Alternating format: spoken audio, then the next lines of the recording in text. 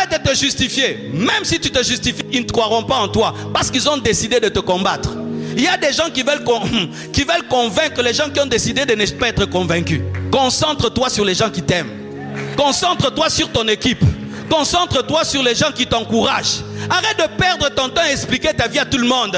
Tu n'es pas un livre que tout le monde peut comprendre et lire. Tu es un mystère. Seuls les gens qui t'aiment peuvent aimer et comprendre ton histoire. Tu perds ta salive. Tu perds ton énergie. Il y a des gens, quand il est décidé de ne pas t'aimer, il ne t'aimera pas. Dieu s'est repenti d'avoir créé l'homme.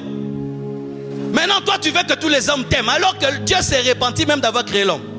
Quand Jésus va demander à Pierre de l'aimer, lui dit quoi? De paître les brebis. Pour dire quoi? Le plus grand travail sur la terre, c'est prendre soin des brebis. C'est-à-dire prendre soin des hommes.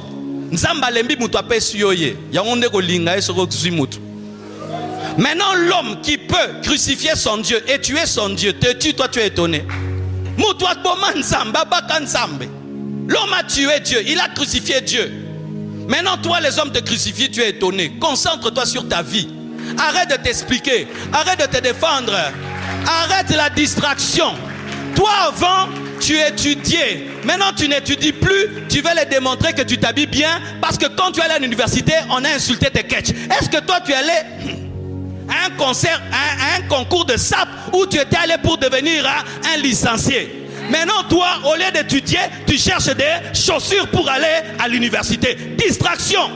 Tu commences les affaires, tu n'as pas beaucoup d'argent, tu amènes une marchandise, des vestes qui ne sont pas chères. On se moque de toi. Tu as pu amener 100 vestes qui coûtent pas cher et tu aurais eu un grand bénéfice. Comme on s'est moqué de toi, tu commences maintenant à acheter des vestes chères que personne ne va acheter. Tu as quitté ta vision. Dieu te donne un message. On dit que tu prêches les affermissements. Tu arrêtes de prêcher tes affermissements. Tu veux prêcher maintenant des choses compliquées. Mais Dieu ne t'a pas appelé à prêcher des choses compliquées. Même Jésus, quand il prêchait, les enfants comprenaient. Amen. Frères et sœurs, concentrez-vous sur le but de vos vies. Qu'est-ce que Dieu t'a dit en secret? Reste seulement dans ça. Ne change pas, ne bouge pas. Reste dans ça. Et s'il faut répondre aux ennemis, finis vite ce que tu dois faire. Finissez vite ce que vous devez faire. Mais n'arrête pas de faire ce que tu fais parce qu'on t'insulte. N'arrête pas de faire ce que tu fais parce que les gens te découragent. Les découragements sont les signes que tu fais quelque chose d'important. Je termine en vous disant ceci. C'est que des fois nous-mêmes, nous n'avons pas une bonne lecture de nos vies, mais ce sont nos ennemis qui ont une meilleure lecture de nos vies. Alors que toi tu te trouves petit et ils ont peur de toi parce qu'ils sentent qui tu es. C'est pourquoi quand tu vois quelqu'un qui te dit tu es petit, en soi il a senti que tu es grand. Mais il ne peut pas te dire ça parce que tu vas savoir qui tu es. Parce que Satan c'est un menteur. Quand tu es grand, il doit dire que tu es petit. Si tu n'étais rien, on n'allait pas te combattre. On ne combat jamais les morts.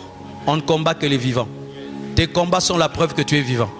Parce que si tu étais mort, Satan allait passer à quelqu'un d'autre. Tenez bon. Allez jusqu'au bout. Sois concentré. Attache-toi à Dieu. Attache-toi à Dieu. Attache-toi à Dieu.